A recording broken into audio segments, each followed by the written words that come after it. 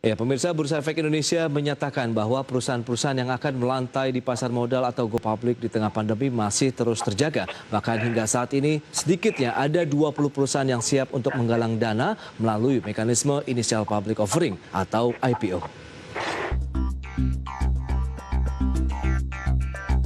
Meski kondisi ekonomi nasional masih tertekan akibat pandemi COVID-19, namun tidak menghalangi keinginan sejumlah perusahaan untuk melantai di Bursa Efek Indonesia.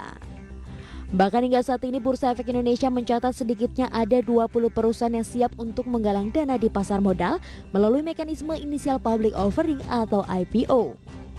Direktur Utama PT Bursa Efek Indonesia Inarno Jayadi saat acara CEO Networking 2020 mengatakan 20 perusahaan yang sudah masuk dalam pipeline untuk IPO rencananya akan melantai di bursa pada akhir tahun ini. Dan paling lambat IPO akan dilakukan pada kuartal pertama tahun 2021.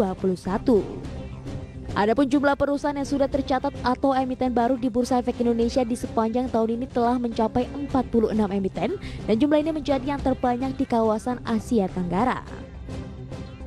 Pada saat ini terdapat 20 calon perusahaan tercatat saham di pipeline yang siap tercatat di akhir tahun 2020 ini atau di kuartal 1 2021. Aktivitas go public di tahun ini juga merupakan yang terbanyak jika dibandingkan dengan bursa saham di kawasan ASEAN.